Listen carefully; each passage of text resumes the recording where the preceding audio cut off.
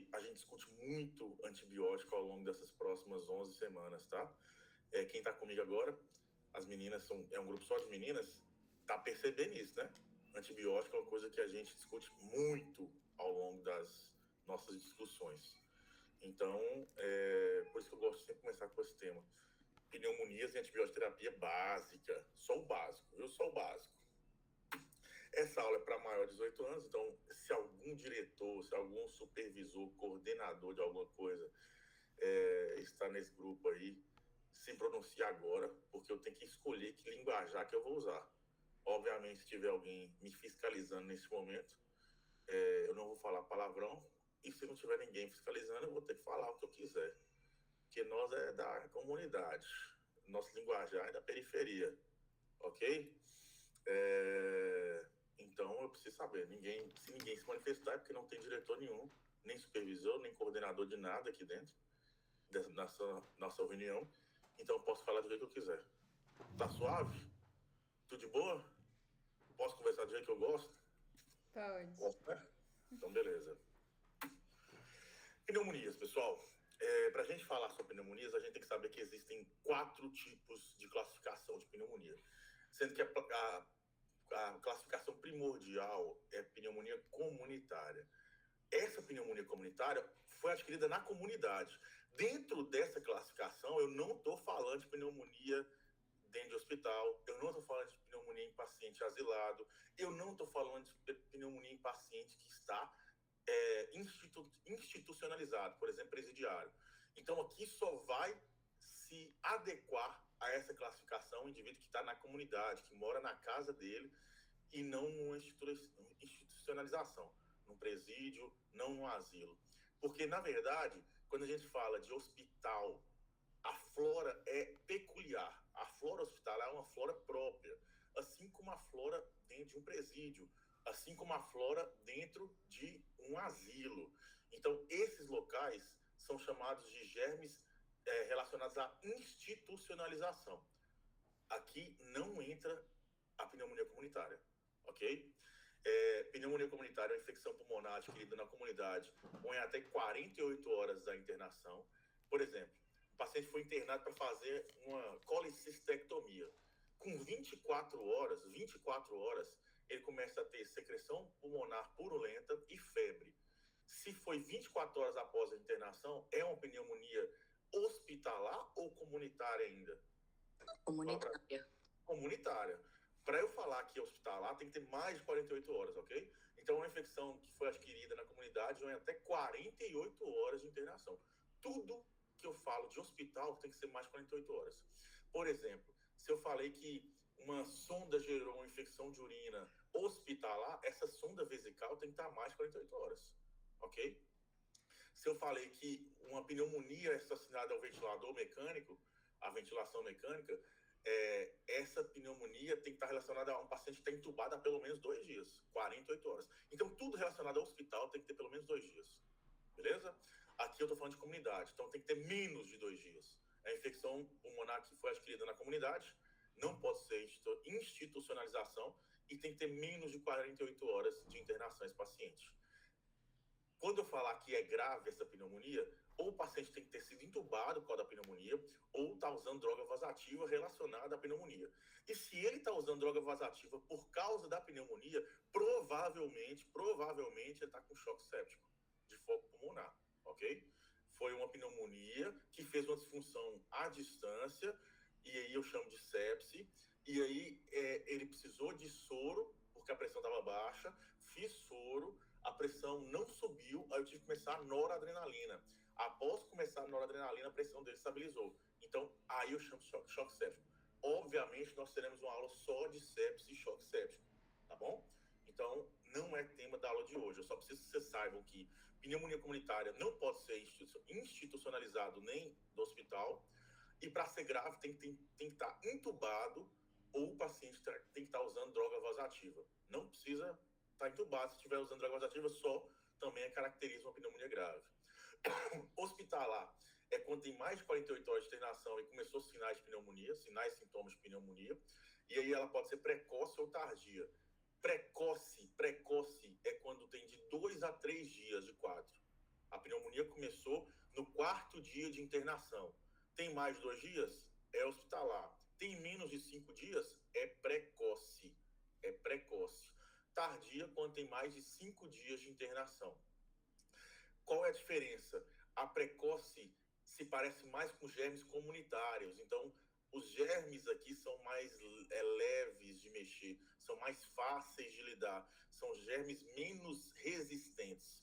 Agora, quando eu falo de uma pneumonia nosocomial ou hospitalar tardia, aqui é bem provável que seja um germe já com maior grau de resistência, ok? Aos antibióticos convencionais. Então, vamos lá. É fácil mais isso aqui, ó. Pneumonia comunitária tem que ter vindo da comunidade ou tem que estar internado há menos de 48 horas. Para ser grave, tem que ter sido entubado ou tem que estar usando droga vasoativa. Para ser hospitalar, tem que ter mais de 48 horas. Mais de 48 horas é hospitalar. De 2 dias até 5 dias, hospitalar precoce. Mais de 5 dias, hospitalar tardia. Ok? Qual que é mais grave? Precoce ou tardia? Tardia é mais grave. Por quê? Porque são geralmente relacionados a germes mais resistentes. Agora, quando a gente fala PAV, pneumonia associada à ventilação mecânica, PAV é quando está pelo menos 2 dias entubado. Muito cuidado para não confundir pneumonia hospitalar com PAV. Pneumonia hospitalar está mais de 2 dias de internação, entubado ou não. Pneumonia associada à ventilação tem que ter mais de 2 dias de intubação. A gente chama de PAV. Também é classificado como precoce ou tardia. Precoce de quanto em quanto tempo? Aqui sempre após 48 horas, né? E precoce, como é que eu classifico? Uma PAV precoce? 2 a 5 dias? 2 a 5 dias. PAV tardia, mais de 5 dias de intubação. Qual que é mais grave? É precoce ou tardia? Tardia. Então, são bem parecidos. São entidades nosológicas muito parecidas, ok? Porém, um não está entubado e o outro está entubado. A diferença básica é essa na classificação. Valeu? O que é fator de risco para alguém desenvolver pneumonia? Idoso ou criança, né? Extremos de idade, acima de 80 anos ou abaixo de 5 anos é fator de risco para pneumonia. Histórico de tabagismo, histórico de alcoolismo, aqui principalmente relacionado ao rebaixamento de nível de consciência, apneia do sono que o alcoolismo pode gerar. Comorbidades como DPOC, diabetes, cardiopata, pneumopata, tudo isso é fator de risco para pneumonia. Imunossuprimidos como HIV ou o uso de corticoterapia crônica, pacientes que têm doenças reumatológicas, por exemplo. Neoplasias é fator de risco pela imunossupressão também, né? E doenças neurológicas, por exemplo, alguém que tem um quadro de epilepsia, que fez uma crise convulsiva e depois disso evoluiu com um rebaixamento de consciência, ele caracteriza um paciente que tem maior risco de broncoaspiração, e broncoaspiração gera pneumonia. Pacientes acamados, porque também tem fatores de risco geralmente para broncoaspiração, e portadores de sequela neurológica, sequela de um TCE, sequela de um AVC, etc. Pacientes neurocríticos geralmente têm fator de risco aumentado para pneumonias. Valeu? Tá rápido, tá de boa? Eu falo rápido mesmo. Isso aí não tem jeito de mudar não, mas tá dando para acompanhar, pessoal? Sim ou não? Sim. De boa, né? Se alguém não tiver conseguindo acompanhar, você tem que falar agora, porque eu vou falar cada vez mais coisas difíceis. Rapidinho aqui, essa da ventilação mecânica seria tipo entubado ou traqueostomizado? Isso? Tem que estar na ventilação mecânica. Tem que estar se o traqueostomizado não estiver no ventilador, não é PAV. Se estiver no hospital, é pneumonia hospitalar. Se estiver em casa, pneumonia comunitária.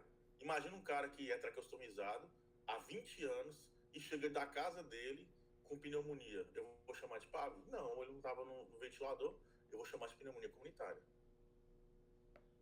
Deu a entender? Tem que estar ligado ao ventilador para eu chamar a pneumonia da ventilação mecânica. Tem que estar acoplado no ventilador mecânico. Sim ou não? Entendi. Show. Beleza. Qual que é a causa mais comum de uma pneumonia, pessoal? Microaspiração. A pessoa fez um rebaixamento de consciência após uma libação alcoólica, após uma crise convulsiva, rebaixou demais o nível de consciência e broncoaspirou. Então, essa é a forma mais comum de um ser humano adquirir pneumonia. Inalação é mais raro, bem mais raro. 2 agentes são os principais que geram pneumonia por inalação, que é o bacilo de Koch, né, da tuberculose, e o Legionella, que tem uma historinha muito interessante. O Legionella é uma bactéria que foi identificada na década de 70, 60, quando lá nos Estados Unidos ocorreu uma reunião dos legionários.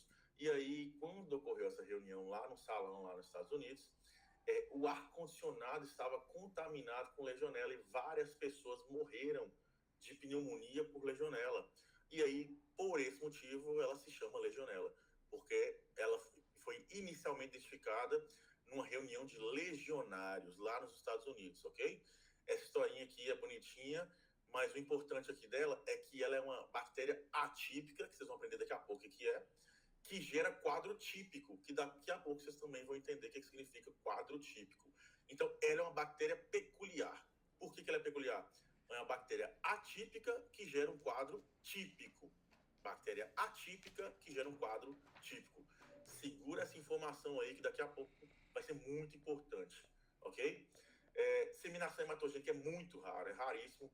Pode acontecer em alguém que esteja com endocardite, por exemplo. E contiguidade. A bactéria vai caminhando até chegar naquele sítio lá. Ela vai por proximidade. Um exemplo seria um abscesso hepático, em que a bactéria faz translocação, vai caminhando até chegar no sítio pulmonar e gerar uma pneumonia naquele local. Muito mais raro ainda. Então está por ordem de prevalência. Microaspiração é o mais comum, depois vem inalação, depois vem disseminação hematogênica e por fim vai contiguidade, vai por contiguidade. Ok? Suave? Posso começar então? Posso continuar? Pode. Em relação à microbiologia, existe o bicho mais comum que gera pneumonia, e ele é muito famoso, né? A bactéria mais responsável por gerar pneumonia na Terra se chama pneumococo. Pneumococo. Pneumonia, pneumococo. Pneumonia, pneumococo. Pneumonia, pneumococo. Então, toda vez na vida suas, e isso aqui vocês nunca mais podem esquecer até o dia que vocês morrerem. Toda vez na vida suas que vocês virem alguém com pneumonia e você não sabe ainda que bicho que é, porque acabou de chegar, esse paciente acabou de ter o diagnóstico de pneumonia, vocês têm que cobrir empiricamente pneumococo. A não ser que a medicina mude muito nos próximos 30, 40, 50 anos, sempre foi assim. Sempre foi assim. Pneumococo sempre foi o bicho que mais gerou pneumonia na Terra. Pneumococo, ele também é chamado de Streptococcus pneumoniae, viu, pessoal? Streptococo, pneumococo é um gram positivo, chamado Streptococcus pneumoniae, tá bom? Ele é o bicho mais comum que gera pneumonia na face da Terra. O segundo grupo de bactérias que mais geram pneumonia são as bactérias atípicas, como, por exemplo, Mycoplasma, Clamídia e Legionela. Já contei alguma coisa sobre ela para vocês? Claro que já. No slide anterior já falei que a Legionela foi identificada em 1970, lá numa reunião dos legionários. E ela é uma bactéria atípica. E daqui a alguns instantes vocês entenderão o que é uma bactéria atípica. Falta poucos segundos para vocês entenderem o que é isso. Essas três são importantes. Existem outras bactérias atípicas, só que essas três são as mais prevalentes, são as mais importantes. Qual é que é a grande característica? Vou adiantar logo para vocês. Qual que é a grande característica da bactéria atípica? Ela não sofre coloração de gram.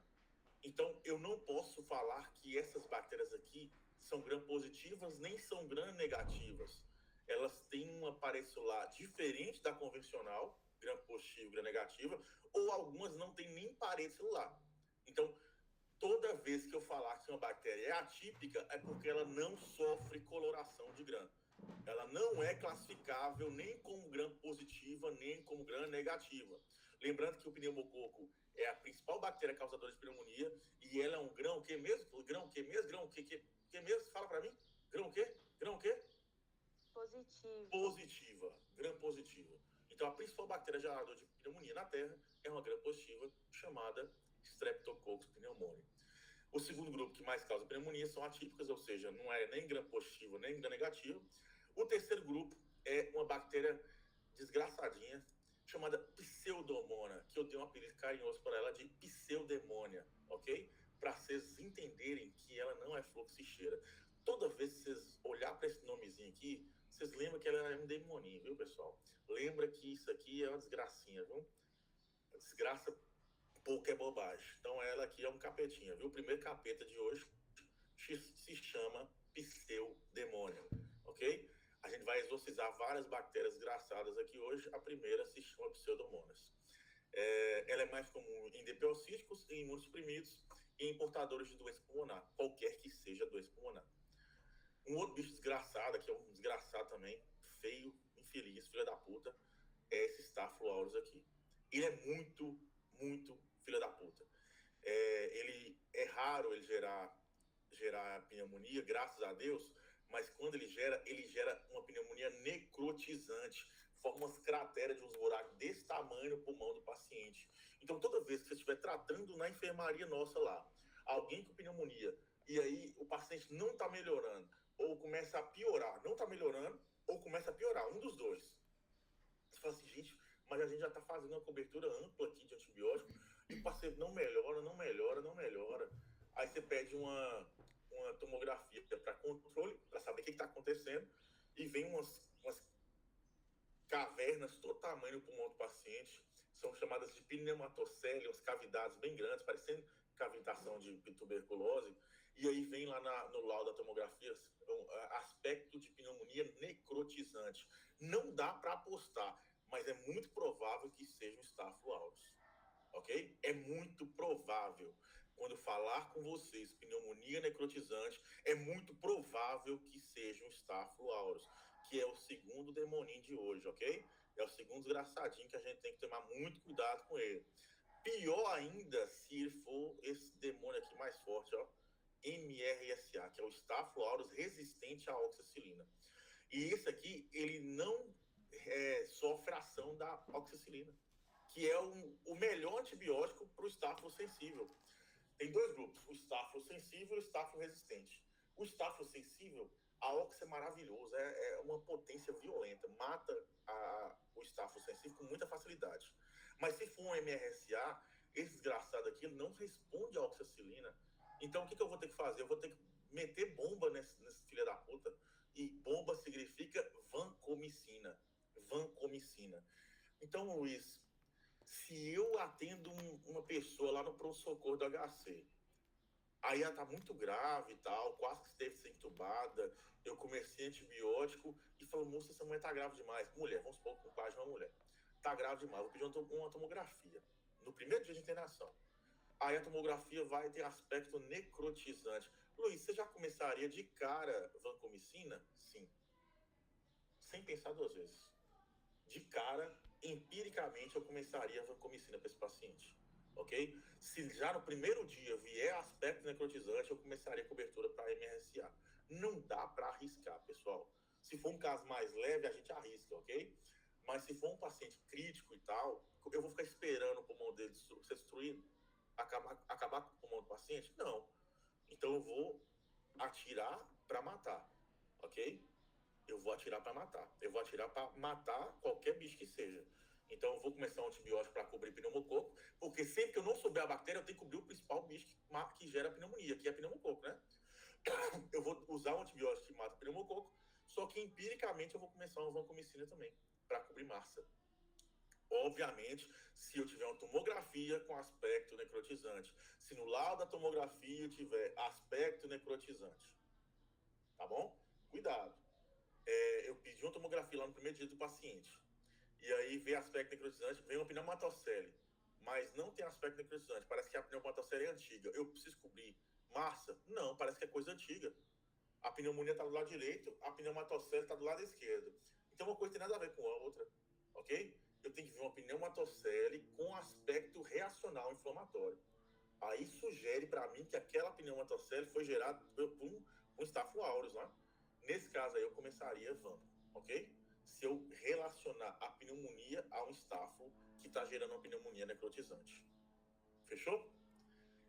Um outro bicho que já foi muito prevalente, hoje está praticamente extinto, é o Haemophilus. E qual o motivo ele está praticamente extinto hoje em dia das pneumonias? Porque hoje em dia é muito incomum pneumonia por hemófilo mesmo, pessoal? Quem me lembra aí? Vacina. Vacina RIB. Vocês chegaram da pediatria agora, vocês estão sabendo tudo de vacina, né? Vocês falam assim, ô Luiz, se a gente sentar numa mesa de bar, nós humilhamos você na vacina. Eu concordo, vocês devem saber muito mais vacina que eu mesmo. Acabaram de sair da pediatria, a obrigação sua é saber. Eu não tenho que saber de vacina, de vacina o quê? Beleza? Então, quem tem que saber de vacina é vocês, não sou eu. E tá certa a resposta, ok? Depois que criou a vacina RIB, o índice de pneumonia pneumonias por hemófilo baixou drasticamente. BGN, primeiro termo que vocês precisam aprender, principalmente para quando vocês forem médicos. Bastonetes ou bacilos gram-negativos. BGN significa bacilos gram-negativos. Bastonetes gram-negativos. Qual que é a diferença de bacilo e bastonete? Não tem diferença, é a mesma coisa. Aqui geralmente é por aspiração. E entre os bacilos gram-negativos, a gente tem um demonim violento também, um capetinha chamado Acinetobacter, que a gente comumente chama de acineto, e que eu dei um apelido carinhoso de assassineto. Ok? Qual apelido carinhoso que eu dei para Pseudomonas mesmo? Pseudemônio. Isso aí. E qual foi o apelido carinhoso que eu dei para acineto? Assassineto. Ok? Que ele mata mesmo. Ou pode ser causado por uma bactéria desgraçada também chamada KPC, ou Klebsiella. Klebsiella. Nem toda Klebsiella é KPC, viu, gente? Melhor você decorar Klebsiella só. Para Klebsiella, eu não consegui inventar nenhum apelido carinhoso ainda. Pseudomonas é pseudemônia. Acineto é assassineto. Mas Klebsiella, se alguém quiser me ajudar, eu vou gostar, viu? E aí usarei o resto da vida enquanto eu for professor da FUNORTE. Para todos os meus alunos da FUNORTE. Eu vou falar o nome de quem me ajudou, viu? Eu falo assim, ó, João, da turma 30 e tantas, ajudou na Klebsiella falando tal apelido carinhoso. Mas vocês vão pensando e vão falando comigo, viu? Klebsiella, eu preciso inventar um apelido carinhoso para ela também. E o último grupo de bichos que podem causar pneumonia são os vírus, ok? E aí dentro dos vírus tem influenza, o vírus sincicial respiratório, que ano passado gerou pneumonias graves, né? Vocês lembram? Que tem a ver com bronquiolite, né? E o coronavírus, que gerou aquela desgraceira que foi entre o ano 2019, principalmente 2020, né? Até o ano 2023, Covid-19. É um padrão de pneumonia bem crítico, ok? Esses três são os principais vírus que geram pneumonia. Pneumonia. Pessoal, até aqui tudo bem? Tá suave, tá fluindo bem, tá tranquilo? Tá dando para compreender tudo que eu falei até agora? Sim. De boa, né? Então vamos. Aqui é só uma tabelinha que é mais para vocês. É o que eu falei com vocês agora, viu? Quase tudo que eu falei com vocês está aqui nessa tabelinha só para quando você estiver estudando para a prova. E eu falaria agora sobre bacteriologia. Eu vou falar sobre bactérias, biologia. Alguns de vocês foram meus alunos, né? Lá no Sólido. Falaram assim, cara, eu fugi de ser lá, velho. Pelo amor de Deus, o que você vai atazanar minha vida aqui falando de bactéria, Luiz? Para de palhaçada, moço. Eu vou provar para vocês que eu precisava falar sobre bactérias. Porque senão vocês não vão entender a aula. Se eu não explicar isso aqui, esse slide, vocês não vão entender o que está nos próximos slides. Então, eu vou ter que relembrar alguns conceitos fundamentais de biologia celular, ou seja, de bacteriologia. Como é que funciona, então? Toda vez que uma bactéria for colorida por coloração de Gram, e aí eu chamo ela de Gram positiva ou Gram negativa, ela é chamada de bactéria, qual o nomezinho que vem na frente? Típica ou atípica? Típica. Típica. Toda bactéria que sofre coloração de Gram positivo, Gram negativo, são chamadas bactérias típicas, ok? Quando a bactéria não sofre coloração de Gram, ela é chamada de bactéria atípica. E nesse caso, pode ser por dois motivos. Ou ela tem uma parede celular diferente da convencional, ou ela não tem parede celular. E se for um caso que ela não tem parede celular, ela obrigatoriamente é um parasita intracelular obrigatório. Caralho, velho, puta que pariu. Eu lembro dessa aula sua, Luiz, alguém tá falando assim. Eu lembro dessa aula, desse dia dessa aula sua, velho. Você falou esse trem também lá no vírus. Puta merda, você vai falar isso de novo? Vou, porque isso é muito importante para a aula de hoje. Então, quando a bactéria não tiver parede celular, obrigatoriamente ela é uma parasita intracelular obrigatória, parecido com o vírus, mais ou menos igual um vírus, ok? E isso é muito importante para vocês entenderem o que está daqui a pouco ali. Mas vamos voltar para as bactérias típicas, gram positivo e gram negativo. O que faz uma bactéria ser gram positiva e o que faz ela ser gram negativa? Para ela ser gram positiva, ela tem membrana plasmática, igual o nosso tudo tem, nós também temos membrana plasmática, e acima, por fora da membrana plasmática, ela tem uma parede celular grossona de peptidoglicano, uma parede celular bem grossa, de peptidoglicano. peptidoglicano, ok? Isso é uma bactéria gram positiva, fechou? Bactéria gram negativa é uma bactéria que tem membrana plasmática, igual o nosso tudo também, mas por fora da membrana plasmática tem peptidoglicano, só que é uma parede fininha, enquanto que a da gram positiva é grossona, e por fora tem uma segunda membrana plasmática, que a gente chama ela de membrana externa. Então é como se ela fosse um sanduíche. Membrana plasmática, peptidoglicano, membrana plasmática de novo. Ela tem duas membranas plasmáticas, uma dentro e uma fora, e no meio, como se fosse um sanduíche, no miolo ali, a gente tem peptidoglicano, que é o principal componente da parede celular. Já a gram positiva não, é só peptidoglicano, a parede grossona. Olha para a imagem aqui para vocês verem. Membrana plasmática aqui embaixo, igual todo ser vivo tem, e por cima uma parede celular grossona. Olha a gram negativa, membrana plasmática aqui embaixo, igual todo mundo tem, uma parede fininha de peptidoglicano ou peptidoglicano, e por fora outra membrana plasmática, ok? Outra membrana plasmática. Então tem duas membranas plasmáticas formando um sanduíche no peptidoglicano. Essa é a composição de uma bactéria gram negativa, ok? E as bactérias atípicas geralmente não têm parede celular ou parede celular são diferentes. Então, muitas delas são parasitas intracelulares obrigatórios. Tudo que eu estou falando aqui é importante. Eu não falo nada que não tem importância. Para vocês entenderem o que eu vou falar daqui para frente, vocês têm que ter decorado isso, ok? Bora. Em relação à bacteriologia, ainda vocês têm que saber onde atua cada antibiótico. E isso pode ser cobrado de vocês na prova. Dentre todos os antibióticos, existe um grupo muito importante, que é o que eu cobro na prova suas e que eu vou cobrar na prova aberta, provavelmente, esse semestre aí seus, que eu cobrei outras coisas no semestre passado. Então, essa eu já estou pensando que eu vou cobrar na prova aberta. Então, coloca 250 asterisco aí no que eu vou falar agora. Presta muita atenção. Existe um grande grupo de antibióticos que destrói parede celular de bactérias típicas, que destrói peptidoglicano. Esse grande grupo de antibióticos são chamados genericamente de beta-lactâmicos.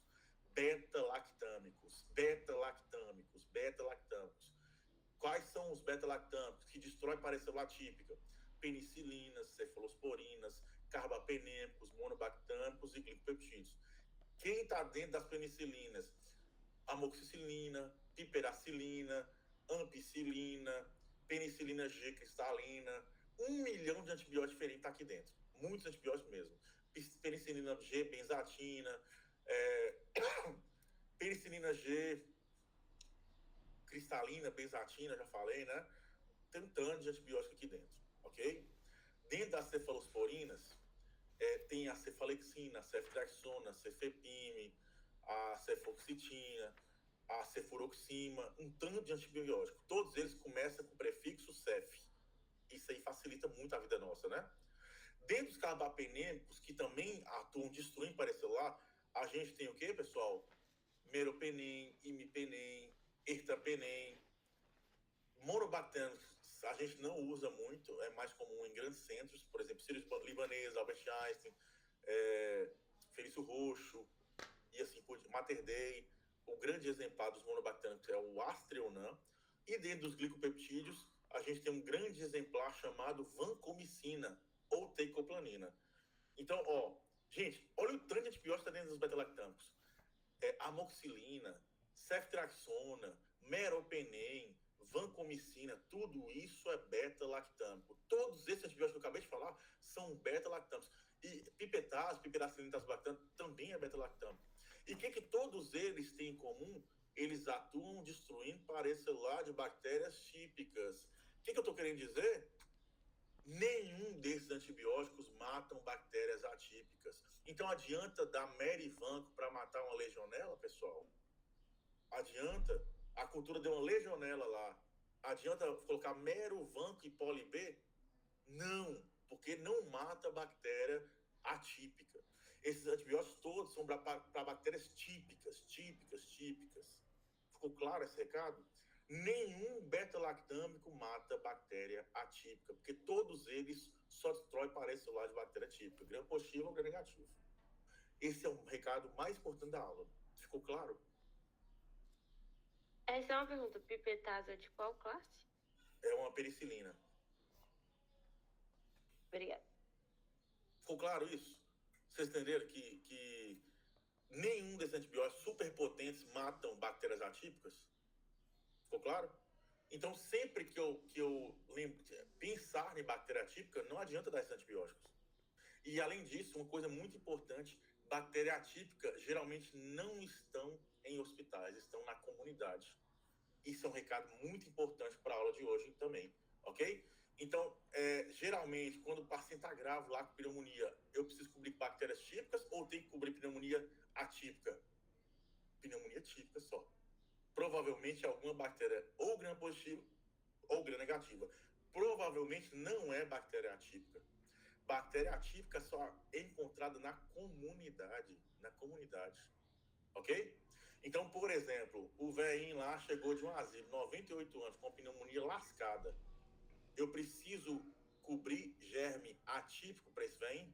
Você estava no asilo? Não preciso. Não preciso cobrir germe atípico.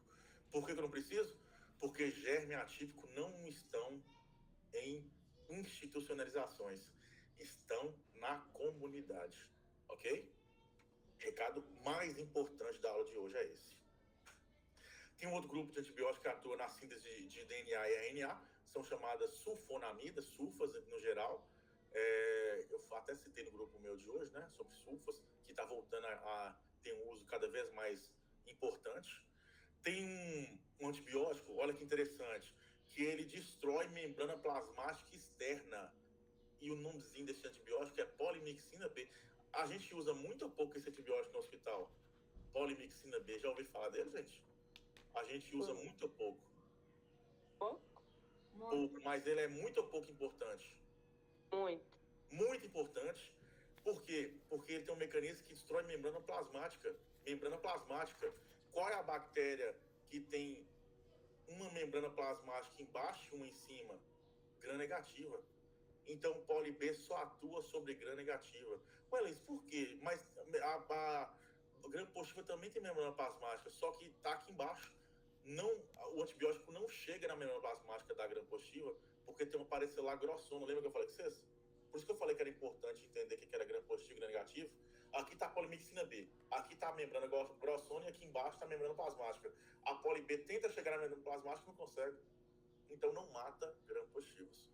A polimixina B é um antibiótico exclusivo para gram negativas. Ela não tem nenhuma ação sobre bactérias gram positivas. Então, por exemplo, o cara tá com Marsa lá lascado. Marsa lascado. Staphylo aureus resistente à oxacilina. E aí o Deivanco não resolveu. Eu dei vancomicina e não matou essa bactéria. Gente, faria sentido adicionar poli B para matar essa bactéria? Sim ou não? Não? Óbvio que não. Staphylo aureus é gram positivo ou gram negativo? Positivo. Gram positivo. Poli B tem efeito sobre gram positivo? Nenhum efeito. Então não faz nenhum sentido eu começar poli B se for uma infecção por germe gram positivo. Não faz nenhum sentido isso. Ok? Vocês têm que saber isso, pessoal. Até a última semana do estágio seu, vocês têm que saber isso. E eu vou falar uma coisa que eu não quero que fiquem tristes. A chance de vocês aprender agora, vocês não vão aprender isso daqui para frente.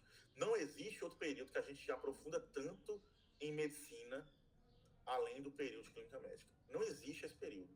Vocês não vão aprofundar em medicina no estágio de cirurgia, não vão aprofundar no estágio de pronto-socorro, não vão aprofundar no estágio de psiquiatria, não vão aprofundar no estágio de PSF. A única e última chance que vocês vão ter de aprofundar em antibiótico e em coisa densa da medicina é aqui no estágio de clínica médica. Vocês não viram isso na pediatria, que era para ter visto. Porque pediatria é clínica médica de criança, né? Então, vocês tinham que ter aprendido isso, ok? Ouviram, não sei, talvez eu estou enganado, né? Imagino que não. Então, poli B é exclusivo para gram negativo. Existe um outro grupo de antibióticos que são chamados de quinolonas, que o mecanismo de ação é destruir DNA. Destruir DNA. Esse grupo aqui destrói DNA, né, pessoal? Se ele destrói DNA, ele mata bactérias típicas, mata bactérias atípicas ou mata os dois. Respondam para mim. Vocês vão falar comigo. Típicas, atípicas ou os dois? O que vocês acham? Será se atípica devido ao fato de não ter paredes? Beleza, atípica. Tem alguém que acha que é só típica? Tem alguém que acha que é os dois? Eu quero respostas aí. O que vocês acham? Gente, todo ser vivo tem DNA? Sim, não é? A resposta não é sim? Então, se destrói DNA, mata qualquer ser vivo microscópico. Então, quinolonas mata típica e atípica. Ou seja, quinolonas é uma ótima opção que eu vou cobrir tanto típicas quanto atípicas. Lembra que beta-lactâmico não serve para atípico. Aí, os outros antibióticos matam atípico, ok? E aí, quando eu quero matar germes atípicos, qual que é a classe que eu mais uso? Macrolídeos, que são esses aqui, ó. Macrolídeos. Quais são os exemplares dos macrolídeos? Astromicina, claritromicina, que vocês veem muito usando. Beleza?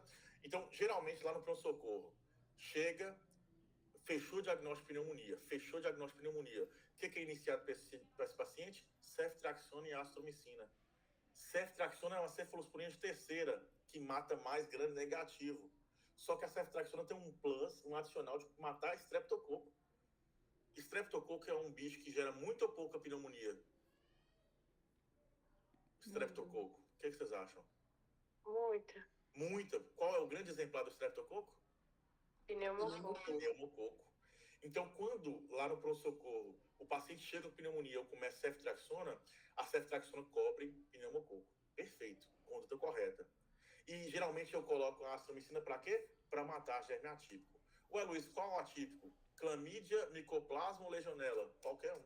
O que tiver lá no organismo daquela pessoa. Então é por isso que eu começo ceftriaxona e astromicina. Ceftriaxona para cobrir germe típico e astromicina para cobrir germe atípico. Ok? Mas aí a pessoa é jovem, está com pneumonia, e eu falo assim, eu quero dar um tiro para acertar os dois de uma vez. O que eu posso usar como opção? Quinolonas. Você tá vendo que a conversa já tá mudando de figura aqui? Já tá mudando o patamar, ó. O patamar seu já tá mudando, ó. O raciocínio seu já tá fluindo, ó. Já tá fluindo a coisa, viu? Portanto que era importante entender bacteriologia. Então, se eu quero, ó, o paciente chegou, eu vou internar ele. É idoso e tal, não quero fazer quinolona. Vou explicar por que mais pra frente. Ceftriaxona e ácido tá perfeito. Ceftriaxona cobre pneumococo, astromicina cobre atípico. Não, é pessoa jovem, dá para usar quinolona com segurança. Aí eu vou usar o quê? Uma quinolona, uma levofloxacino, por exemplo, com segurança, com tranquilidade, que aí vai cobrir típico e atípico da mesma maneira. Ok? Beleza? Aqui são os bactérias mais resistentes. Eu acho que isso aqui é mais para vocês revisarem mesmo. Eu não vou falar detalhes importantes desse slide, não. E eu vou explicar agora uma coisa bacana também, e que é relativamente recente, e muitos poucos médicos sabem o que eu vou falar com vocês agora. Está começando a popularizar agora, recentemente, que são conceitos de farmacocinética e farmacodinâmica, que vocês odiaram quando vocês viram lá no período aí para trás, né?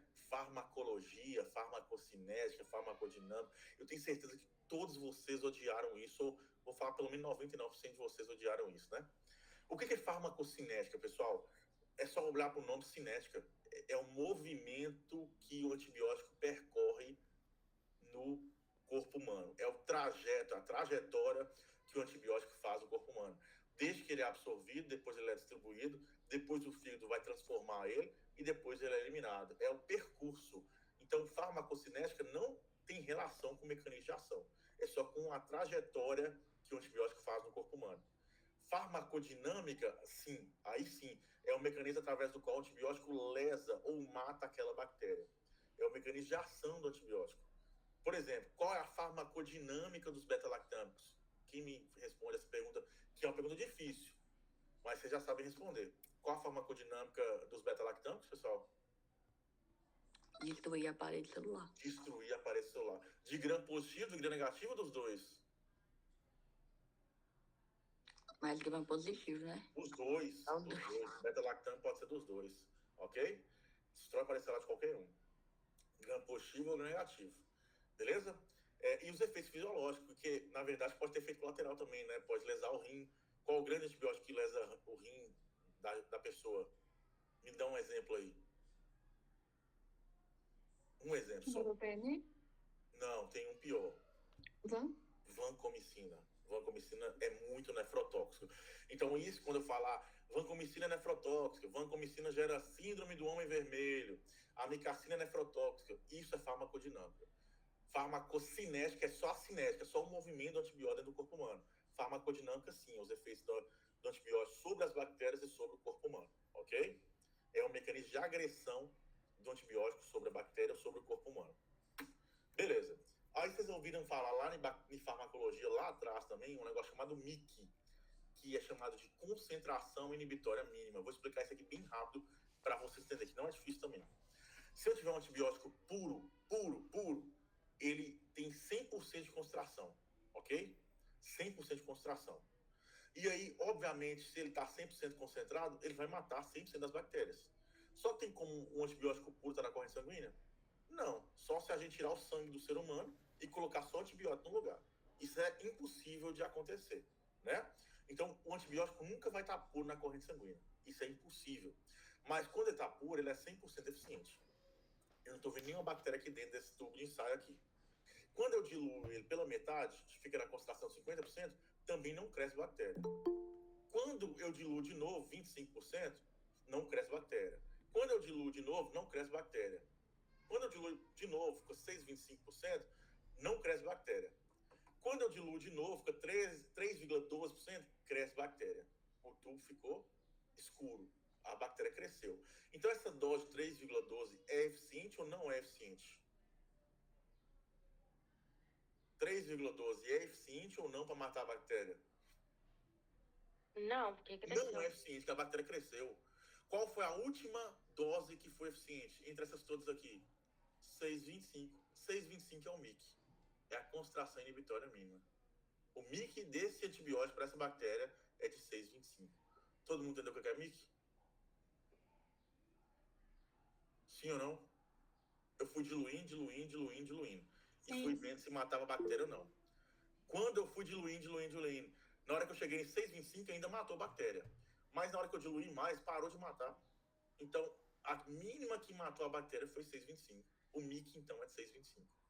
Porque 3,12, que é uma concentração menor, ainda não matou. A bactéria cresceu aqui. Então, não funcionou. Ok? MIC é a concentração mínima que mata a bactéria. Ou paralisa, né? Na verdade, MIC significa concentração inibitória mínima. É mais paralisado que matar. Mas eu falei matar para ficar mais fácil vocês entenderem. Ok. Sobre os conceitos de farmacocinética e farmacodinâmica, isso eu cobro todo semestre. Todo semestre eu cobro isso na prova de vocês. Eu já estou avisando para vocês que vai cair na prova suas. Toda vez que eu começar um antibiótico, eu preciso prescrever 2 vezes, porque vocês erram isso todo dia. Eu falo isso todo dia e vocês erram todo dia. Quando eu começar um antibiótico, eu tenho que prescrever 2 vezes. A primeira dose é a dose de ataque. E a segunda dose eu tenho que fazer sempre em dose plena nas primeiras 24 horas. Após 24 horas de dose cheia, dose plena, eu corrijo pela função renal, se a função renal do paciente estiver alterada. Então, no primeiro dia de antibiótico, quando ele acabar de começar o antibiótico, eu não corrijo pela função renal. Ô Luiz, mas o cara é dialítico, eu vou fazer dose cheia? Vai. Você vai corrigir só depois, no dia seguinte. Tanto que é melhor vocês nem olharem a função renal do paciente quando começa o antibiótico. Porque ele vai ser sempre dose cheia. Então, eu faço sempre dose cheia nas primeiras 24 horas e amanhã, aí eu vou olhar para a função renal. Se a função renal estiver normal, continua com a dose cheia. Se a função renal estiver alterada, aí sim eu corrijo conforme a função renal do paciente. Isso vai cair na prova sua, estou afirmando isso, ok? Uma outra coisa importante, deixa eu ver se eu vou falar aqui ou é no próximo slide. Acho que é no próximo slide. Ok? Lembrei o que eu ia falar aqui. Essa dose de ataque pode ser uma infusão mais rápida, ok? Porque essa dose de ataque que eu fiz aqui, geralmente é só para jogar um antibiótico fora. E tomem muito cuidado quando eu falo jogar um antibiótico fora. É assim, ó, seu João tá com pneumonia grave, é uma pneumonia que eu tô suspeitando de pseudomonas, aí eu comecei o antibiótico para ele. Eu faço uma dose agora. Quando eu fiz essa dose agora na veia do seu João, esse antibiótico que eu estou fazendo distribui pelo corpo todo e satura praticamente todos os receptores das células do seu João. Então, esse antibiótico foi jogado fora, entre aspas. Ele só serve para saturar os receptores do organismo dele. A próxima dose que eu fizer, aí sim, como os receptores estão tudo saturados, a próxima dose vai atuar direcionada no órgão-alvo. Então, a partir da segunda dose que é eficiente. Por isso que é tão importante fazer antibiótico de ataque. É por isso que é muito importante fazer antibiótico de ataque. Porque essa dose aqui é meio que jogada fora. Ué, como assim jogada fora, Luiz? Vamos entender. Seu José chegou lá no pronto-socorro do HC. Aí eu não sei de antibiótico. Aí eu vou começar a ceftriaxona para seu Zé. Fiz uma ceftriaxona agora. Essa primeira dose de ceftriaxona vai atuar lá no pulmão do seu Zé? Não, vai só distribuir no corpo todo, para saturar os receptores.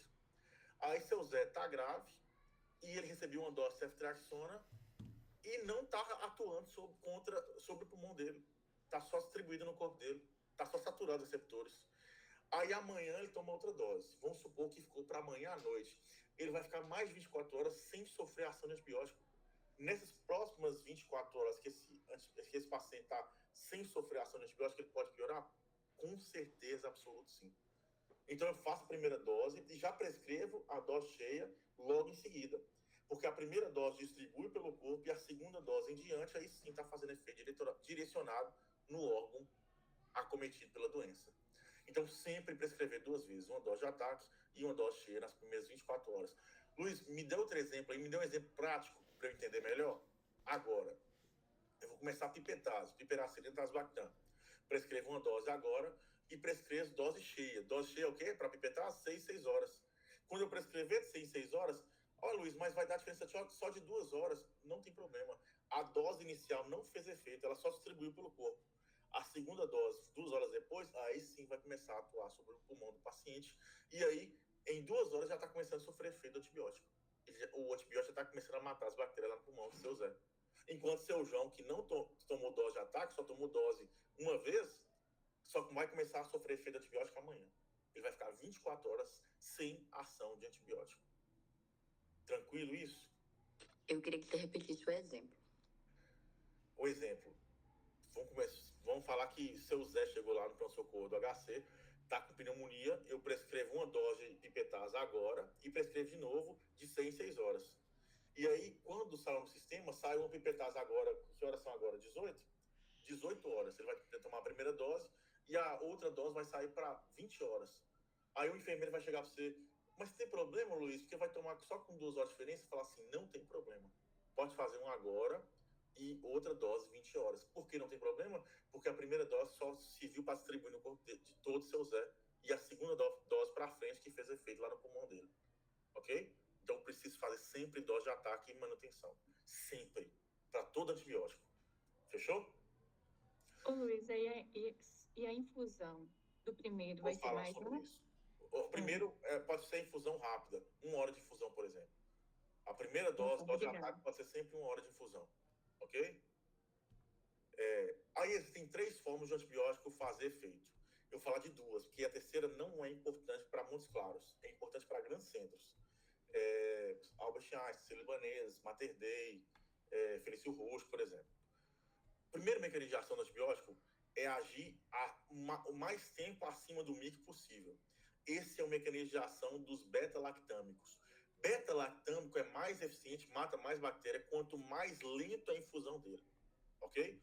Quanto mais lenta eu fizer a infusão dele, melhor para matar a bactéria. Então, todo beta-lactâmico, por exemplo, piperacilina, tazobactam, pipetase, deve ter na observação lá embaixo, infundir EV em 3 a 4 horas. Por quê? Porque quanto mais lento eu for, mais tempo eu fico acima do MIC, que eu já expliquei para vocês o que é, e mais mata bactérias. Ok? Então, esse é o primeiro de todos. Beta-lactâmicos são tempo dependentes. Toda vez que eu colocar dose de manutenção, eu tenho que colocar na observação e infundir EV em 3 a 4 horas. Sempre. Sempre. Ok? Sempre. Por exemplo, quais são os beta-lactâmicos? Penicilina, cefalosporina, carbapenema, monobactam. Qual é a exceção? Oxacilina e ceftriaxona. Por que oxacilina não precisa colocar tempo de infusão? Porque faz a cada 4 horas. Então faz tão frequentemente que não dá nem tempo de baixar o nível no sangue, não. Fica sempre um nível alto no sangue. Ok? Então, oxacilina eu posso colocar sem tempo de infusão. E por que na ceftriaxona também não preciso colocar tempo de infusão? Porque a ceftriaxona tem uma meia-vida muito longa. Então, ela fica muito tempo na corrente sanguínea também. Porque a meia-vida dela é muito longa. Ok? São as únicas 2 exceções que você tem que saber. Qualquer outro beta-lactam que vocês têm que colocar tempo de infusão. Infundir EV em 3 a 4 horas. Pipetazo, amoxicilina, ampicilina, meropenem e assim por diante. Tá bom? O segundo grupo são os amiglicosídeos, amicacina, gentamicina. E tem os glicopeptídeo, esqueci o nome dessa classe aqui. Que é feito uma dose diária também, que pode ser feita em infusão rápida. Toda vez que é pico dependente, quanto mais rápido eu fizer, obviamente eu não posso fazer 30 minutos que vai dar reação. Mas rápido é 1 hora. Se eu infundir em 1 hora, é mais eficiente que infundir em 2 horas, do que infundir em 3 horas, em 4 horas, em 5 horas. Então, quando eu falo de aminoglicosídeos, são pico dependentes. É o pico que mata a bactéria. É o pico de infusão. É nesse pico aqui que ele vai matar a bactéria, ok? Então, eu tenho que fazer uma infusão mais rápida, 1 hora de infusão. Enquanto o beta-lactâmico infunde em 3 a 4 horas, aminoglicosídeo eu infundo em 1 ou 2 horas, preferencialmente 1 hora. Preferencialmente 1 hora. Ok? E é dose única diária. Lá na pediatria, vocês viram muita criancinha com sepsis precoce tomar amicacina ou gentamicina, né? E os pediatras ainda não aderiram a essa nova recomendação da infectologia mundial, fazer dose única diária. Dose única diária é menos nefrotóxica e é mais eficiente. Então, os pediatras têm que aceitar isso. Não tem como voltar atrás mais. A tendência mundial é essa. Então, quando vocês viram a criancinha lá no CTINEL tomando gentamicina, amicacina, tá errado se não tiver 1 vez por dia só. Tem que estar 1 vez por dia e pico dependente, ou seja, 1 hora de infusão. Eu falei que existem bactérias típicas e bactérias atípicas. Só um instantinho. Aquela hora, a exceção foi a ceftriaxona e qual outra? Oxacilina, porque é 4 em 4 horas, aí então não dá nem tempo de baixar o nível no sangue, não. Fica sempre um nível mais alto. E a ceftriaxona é a exceção por quê mesmo? Que a minha vida é longa. Ok? Ô, Luiz, e macrolídeo, ácido? Quê? Macrolídeo é qualquer tempo de fusão. Pode ser 1 hora, 2 horas, não tem um mecanismo específico, não. Viu? Não precisa colocar tempo de fusão na prescrição suas. Fechou? Eu coloco geralmente 1 hora de fusão. Geralmente 1 hora tá bom, porque a meia vida é longa também. Aí pode ser 1 hora de fusão. Gente, o que é bactéria típica? Me responda aí. O que é bactéria típica? Que cora no grão. Que cora no grão. O que é bactéria atípica? Que não cora no grão. Ok? Agora eu vou falar de quadro clínico típico e quadro clínico atípico. É diferente. Quadro clínico típico é aquele quadro agudo, febre alta, tosse produtiva. E quem geralmente gera quadros clínicos típicos são os germes típicos mais a legionela. Lembra que eu falei lá no início da aula? Legionela é uma bactéria atípica que gera um quadro clínico típico. Lembra que eu falei? Então, o quadro clínico típico são bactérias típicas mais legionela. E esses quadros clínicos típicos geram pneumonia lobar ou broncopneumonia, que eu vou explicar daqui a pouco o que é. Já o quadro clínico atípico são quadros mais arrastados. Pode ou não ter febre. E se tiver febre, a febre é mais baixa. É um quadro subagudo, em vez de ser 3, 4 dias de evolução, é 10 dias de evolução. Está associado a sintomas gripais, tosse, mialgia, dor no corpo. E aí, germes atípicos que geram quadros clínicos atípicos. Qual é a exceção de germe atípico que gera quadro clínico típico? Legionela. Os outros germes atípicos geram quadros clínicos atípicos, ok? E aqui, o mais comum é a pneumonia intersticial. Vocês vão entender por quê. Olha aqui. Pneumonia lobar. Tá vendo que pegou o lobo médio do pulmão todo aqui? Tá vendo aqui? Isso aqui, pessoal, é porque dentro do alvéolo tá cheio de pus.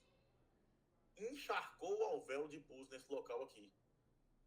Gente, isso aqui é muito sugestivo de quadro clínico típico de bactéria típica, porque as bactérias típicas, elas são bactérias normais, elas vivem fora da célula, ok? Se elas vivem fora da célula, elas vivem no alvéolo, e o alvéolo vai ficar cheio de pus. Agora, olha aqui para a segunda imagem, um quadro clínico atípico.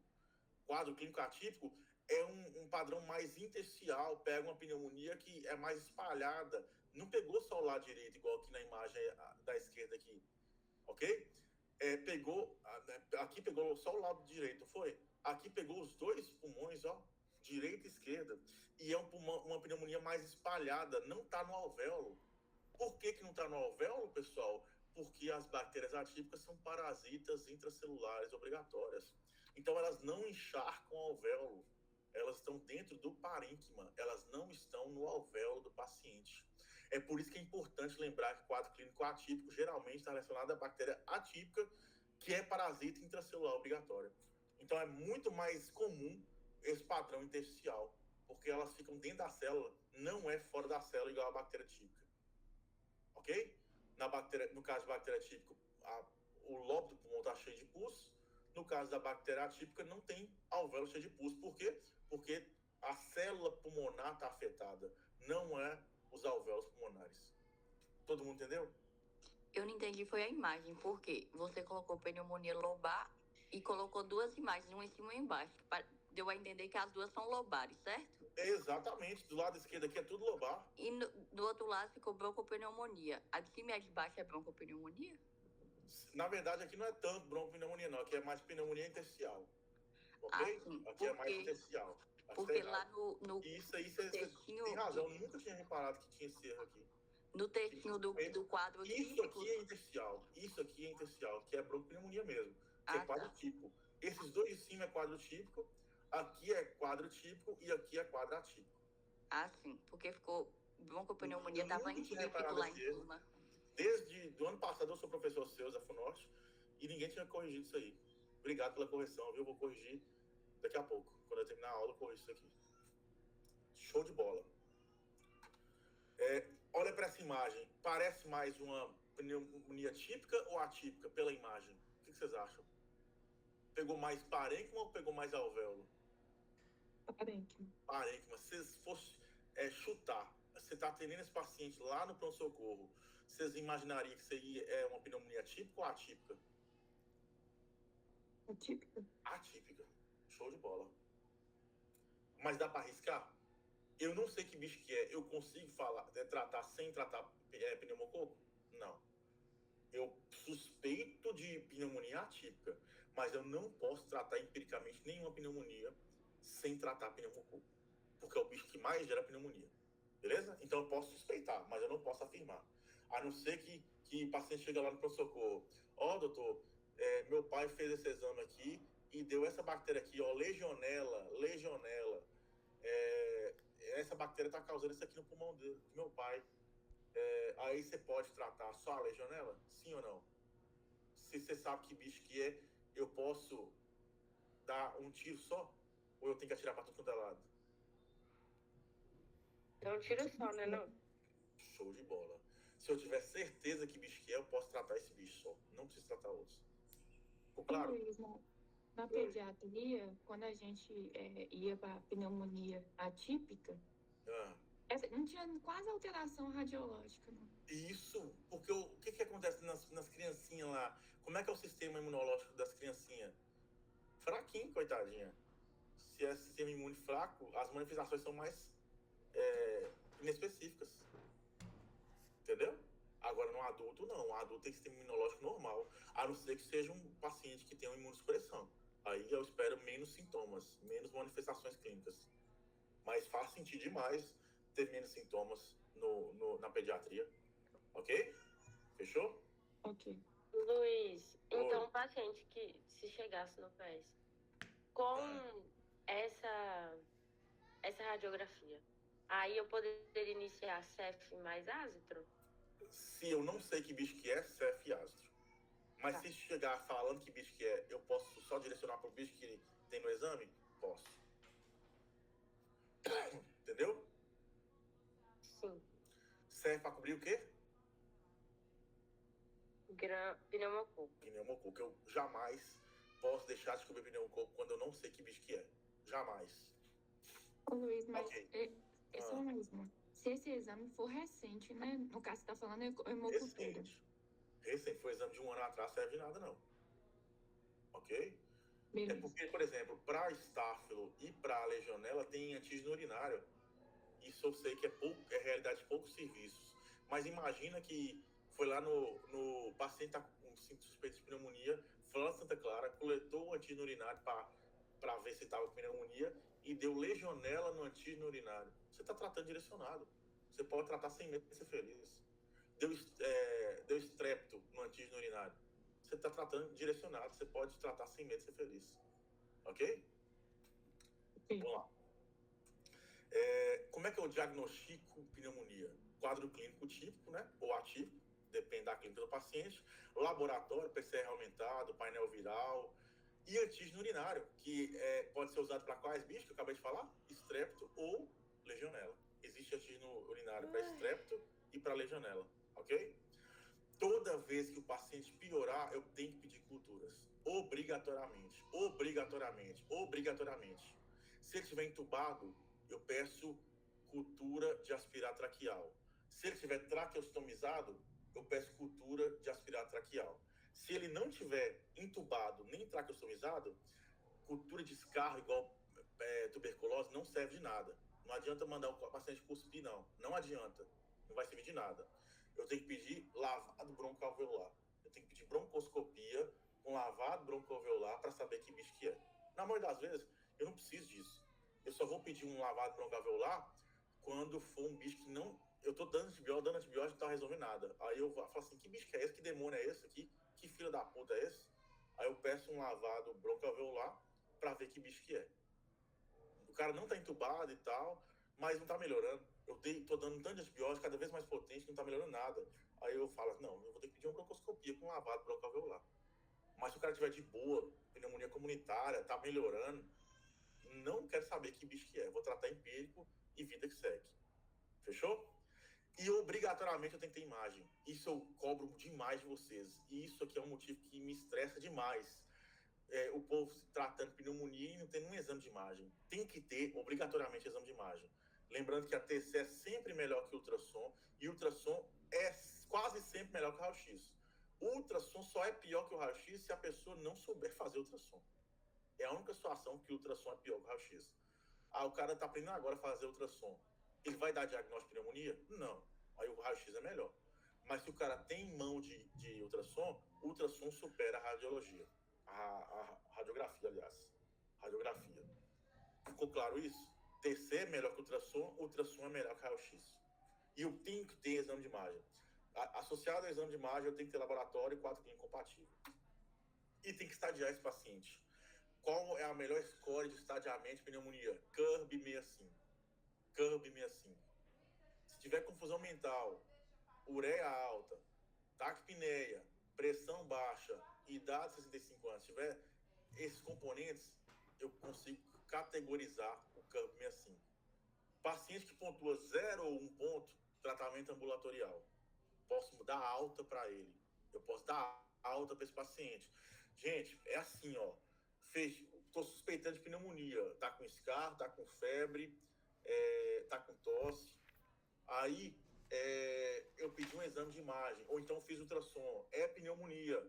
Pronto. Agora eu vou estadiar essa pneumonia. CURB 65. CURB 65 deu 0 ou 1. Posso dar antibiótico para casa? Posso.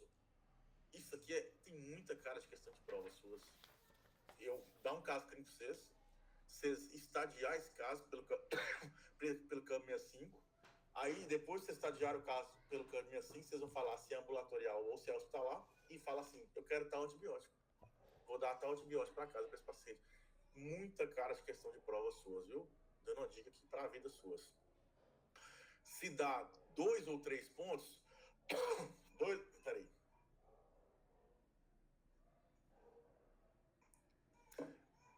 0 a 1 pontos, ambulatorial. 2 ou 3 pontos, interno. 4 ou 5 pontos, CTI. CURB 65 vai de 0 a 5. 0 ou 1, casa. 2 ou 3, enfermaria. 4 ou 5 CTI. Faz demais isso aí, né, gente? Vamos falar a verdade. 0 ou 1 casa, 2 ou 3 enfermaria, 4 ou 5 CTI. Fechou? Todo mundo entendeu? É muito importante esse score. Muito importante. Como é que é o tratamento? Que a gente ainda está no final da aula. Se der um curve 65 de 0 ou 1, ambulatorial, não é? E aí, geralmente, 7 dias de antibiótico.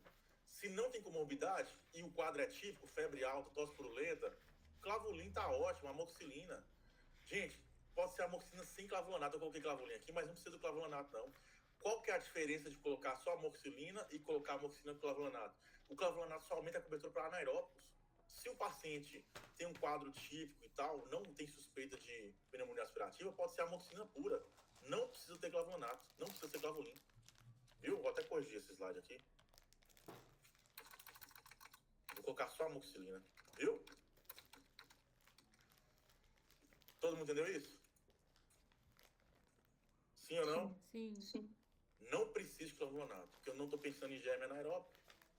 O quadro é atípico, arrastado, febre baixa, não está com febre, macrolide. Esses dias, semana retrasada, eu tomei azitromicina, porque eu estava com uma tosse há 10 dias, não melhorava nem a pau, sem febre. E eu falei, moço, não melhora. Tomei corticoide, não melhorou. E a tosse incomodando. Eu falei, vou tomar uma azitromicina. Eu tomei e melhorei. Tomei só 4 dias. Na verdade, o ideal é 5, viu, gente? Não é 4 dias, não. Fiz errado. Eu melhorei 100%, mas eu fiz errado. Passei risco. Tomei azitromicina 4 dias e melhorei 100%. Melhorou 100% da tosse. Só com azitromicina. Agora o paciente tem comorbidades e usou antibiótico recente, não dá para arriscar.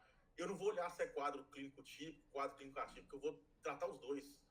Aí, nesse caso, eu recomendaria um clavulin mesmo, para cobrir anaeróbico também, mais macrolídeo. Clavulin cobre germe típico e anaeróbico, e macrolídeo, que é a azitromicina e claritromicina, cobre o quê? Germe atípico. Se for paciente jovem, quinolona seria maravilhoso. Por quê? Porque quinolona cobre os dois, típico e atípico, ok? Uma coisa interessante aqui. Aqui tem que ser quinolonas respiratórias. Nesse caso, levofloxacina ou moxifloxacina. Ciprofloxacina não é quinolona respiratória, então não serve, ok? E agora, como é que eu fiz para decorar isso? Um macetinho maroto que eu inventei, que vocês vão ficar felizes agora, vocês vão dar uma risadinha na casa suas aí. Para lembrar que é uma quinolona respiratória, lembra de levofloxacino e o vento levou. E o vento é respiratório, o vento levou o floxacino. Levofloxacino é uma quinolona respiratória. Pai não é besta não, pai. Ok? Levofloxacino é uma quinolona respiratória. O vento levou na respiração levofloxacino. Ok? Como é que eu fiz para decorar que moxifloxacino também é uma quinolona respiratória? Moxi tem oxigênio no meio, ó. Oxigênio. Oxifloxacino. Moxifloxacino é uma quinolona respiratória. Vocês gostaram, né? Vocês deram uma risadinha agora, né? Pode falar que eu sei, não precisa nem falar, já sei que vocês deram uma risadinha aí. É um macete maroto, mas que decora. Vocês não esquecem mais, não. Vocês que daqui 20 anos falam, nossa, eu lembro que aquele professor falou de levofloxacino como quinolona respiratória, o vento levou. Eu lembro disso. Todo mundo entendeu? Ciprofloxacino é quinolona respiratória? Não. Não é. Então, não posso usar empiricamente. Ficou claro? Uma coisa muito importante. Qual que é a diferença de levo, moxi e ciprofloxacino? Esses dois antibióticos cobrem pneumococo. E lembra que eu falei que jamais eu posso tratar empiricamente a pneumonia sem cobrir pneumococo? Então, toda quinolona respiratória tem como característica cobrir pneumococo. Ciprofloxacino cobre o pulmão, entra no pulmão, faz efeito no pulmão, mas não mata pneumococo, por isso que não é considerada quinolona respiratória. Norfloxacino não é quinolona respiratória. E assim por diante. Ficou claro? Então, o que faz uma quinolona ser chamada de quinolona respiratória? Matar pneumococo. Isso só é característica do levofloxacino e do moxifloxacino. Gente, o que é mais importante aqui desse slide? O mais importante desse slide é que você tem que reavaliar esse paciente em 48 a 72 horas. Ninguém trata uma pneumonia e deixa o cara se lascar depois, não. Se você deixar esse paciente sem reavaliar ele, você vai levar processo. Esse paciente vai morrer na casa dele, pode morrer na casa dele, e aí a família vai vir atrás de você querer matar você depois. Então, por favor, sempre que você calculou o campo assim de um paciente, deu 0,1, você definiu o que é tratamento ambulatorial, você definiu o antibiótico, você fez tudo certo. Coloca lá na receita para casa, voltar ao hospital em 48 a 72 horas para a reavaliação. Ou no hospital, ou no PSF, ou na UPA, onde ele quiser, mas ele tem que ser reavaliado em 48 a 72 horas, porque se ele não estiver melhorando, ele vai ter que ser internado, ok? Isso é a parte mais importante desses slides. Reavaliar o paciente em 48 a 72 horas. Deu caminho assim, 2 ou 3, enfermaria, em geral, ceftriaxona mais macrolídeo. Ceftriaxona cobre qual bicho, pessoal? Pneumococo. Pneumococo. Que macrolídeo cobre qual bicho? Atípico. Ah, não, mas para as pessoas jovens, eu quero fazer uma quinolona. Qual quinolona? Tem que ser quinolona o quê? Respiratória. Que leva fluoxacina ou moxifloxacina. Uma coisa muito importante. Por que eu não gosto de quinolona para idoso? 3 motivos. 3 motivos. Eu não vou dar um, não. Nem 2 motivos pra vocês. Eu vou dar 3 motivos pra vocês não gostarem de quinolona respiratória. Vou dar 4. Melhor ainda, vou dar 4 motivos. Primeiro motivo de eu não gostar de quinolona para idoso. A largo intervalo QT. Ou seja, para idoso é péssimo. Né? Se alargar, ele pode morrer de uma arritmia maligna. Segundo motivo, gera lesão do tendão de Aquiles, lá na perna dele. Pode gerar no idoso. Terceiro motivo, pode gerar dissecção de aorta em idosos. Dissecção de aorta, olha que desgraceira. Quarto motivo, se esse paciente piorar, a quinolona pode potencializar as bactérias a virar bactérias resistentes. Então, ela tem esse BO grande. Ela induz resistência nas bactérias. Então, não é legal fazer quinolona em idosos, ok? Por isso que eu restringo o uso de quinolonas para pessoas mais jovens. Ficou claro? Tranquilo? Beleza. Pneumonia com risco de pseudomonas. A terapia é mais longa, né? 7 a 10 dias. Aí eu faço ambulatorialmente não. Empiricamente, macrolídeo para cobrir o quê mesmo, gente? Macrolídeo para cobrir o quê? Astromicina, claritromicina para cobrir o quê, pessoal? Atípicos. E um desses 4 aqui, ó. Ceftazidima, cefepime, pipetaz ou lefluoxacino. Por que ceftazidima eu coloquei uma interrogação? Muito cuidado aqui, pegadinha de prova. Ceftazidima é ótimo para cobrir pseudomonas, é ótimo. Só que ceftazidima não cobre pneumococo. Então eu só vou usar ceftazidima para matar pseudomonas se eu tiver certeza que é pseudomonas e que não é outro bicho, ok? Então geralmente eu não uso ceftazidima, porque eu tenho que ter certeza que é pseudomonas e que não tem pneumococo. Isso aqui é fácil de ter certeza ou é difícil de ter certeza? Muito difícil. Então, geralmente, eu não uso ceftazidima. É muito raro, viu, pessoal? Ceftazidima é uma cefalosporina de terceira, prima da ceftriaxona. Só que ela tem um plus de cobrir pseudomonas. Lembrando que ceftriaxona não cobre pseudomonas. Cuidado. Ceftriaxona, que é aquilo que a gente usa todo dia, não cobre pseudomonas. Ceftazidima cobre, mas não cobre pneumococo. Cefepima, cefalosporina de 4ª geração, maravilhoso, muito boa, mas tem 2 BOs. Lembra que lefluoxacina tem 4 BO? Cefepima só tem 2. Quais são os 2 problemas da cefepima? Primeiro, reduz limiar convulsivante. Então, se tiver história de convulsão, não posso usar cefepima. Segundo motivo, aumenta a chance de delírio. Então, eu não gosto de fazer para idosos também. Não faço em quem tem história de convulsão e não faço em idosos, que aumenta a chance de delírio. Mas é uma ótima opção, ok? Qual que é a minha queridinha quando eu tô achando que é pseudomonas? Piperacillin tasbactam. Adoro essa aqui. Eu sou fãzaço. Não tem defeito esse remédio. Quer dizer, tem... não é defeito, porque eu tô falando de pneumonia. Não tem defeito. O defeito dela é que ela não cobre o sistema nervoso central, mas não tô falando de meningite, tô falando de pneumonia. Para pneumonia, é uma droga excelente, ok? Comparando com o cefepime, cobertura muito parecida e tem um plus. Qual plus? O tazobactam faz cobrir anaeróbico. Então tem boa cobertura para anaeróbico. Cefepima não cobre anaeróbico. Então é melhor do que a cefepima. e não gera delírio e nem gera convulsão. Olha que coisa top. E levofloxacino, em quem usaria para cobrir pseudomonas? Em quem usaria levofloxacino? Jovem. Em jovem. Não usaria em idosos pelos 4 motivos que eu acabei de falar com vocês. Ok? Se o paciente não melhorou, eu vou ter que escalonar, não vou? Toda vez que eu escalonar, eu vou pedir culturas e pedir um novo exame de imagem, reavaliar exame de imagem. Aí, quando é que eu começo a ter o padrão, ceftriaxona e ácido, é quando eu já falei com vocês. Se não melhorou, eu preciso cobrir pseudomonas. Segunda parte aqui do quadro.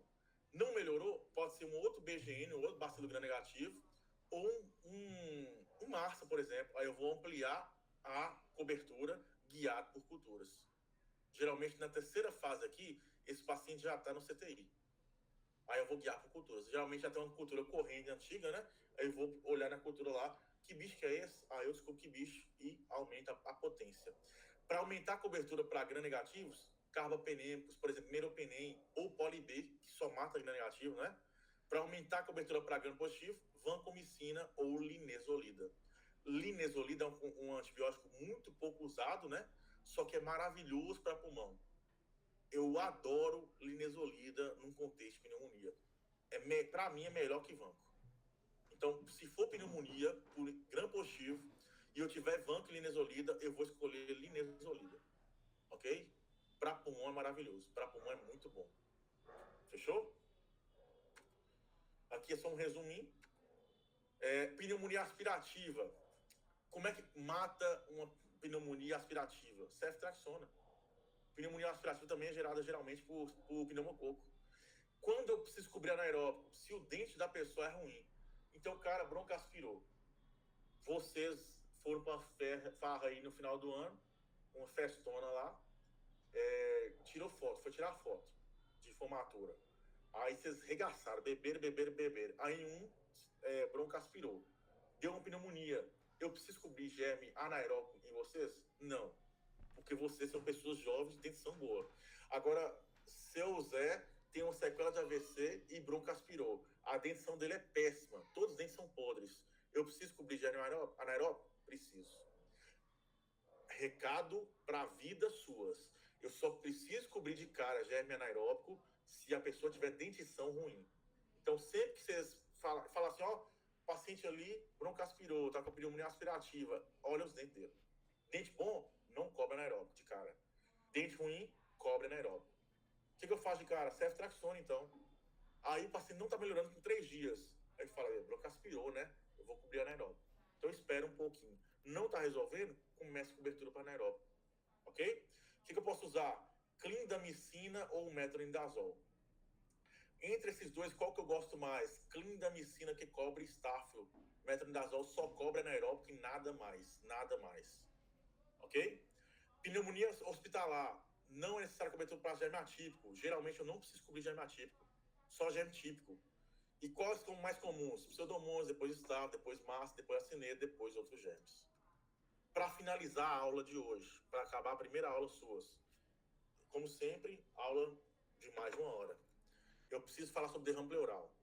Quando eu tenho que drenar um derrame pleural parapneumônico? Se o raio-x estiver mais de 5 centímetros de altura do perfil, ou incidência de Laurel, aquela lá que lateraliza o paciente, com mais de 1 centímetro. Ok? Nesse slide, eu preciso que vocês decorem o que são critérios de Light. Critérios de Light. Transsudato é quando transbordou. É líquido benigno. Exsudato é um líquido com mais proteínas, rico em proteínas.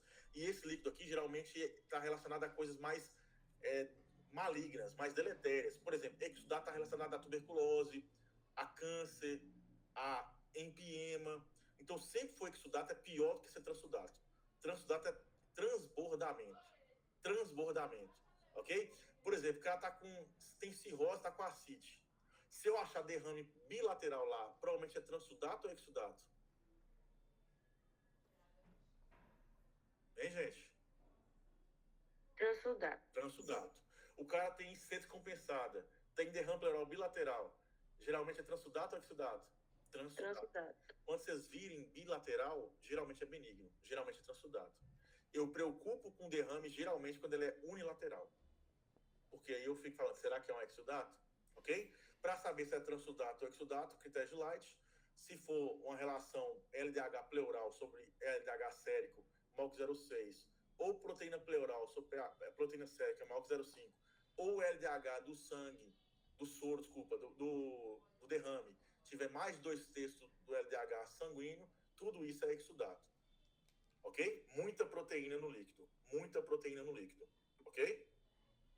Coletei o líquido pleural. Exudato é muita proteína e você relacionou ao Coisas neoplasia mais tuberculosa. ruins, mais malignas. Câncer, tuberculose e etc. Fechou? Coisas ruins. Exudato é coisa ruim. Transsudato é transbordou só. Nada demais. Coisa benigna. Transsudato, transbordou. Tá de boa. Exudato é ruim. Fechou?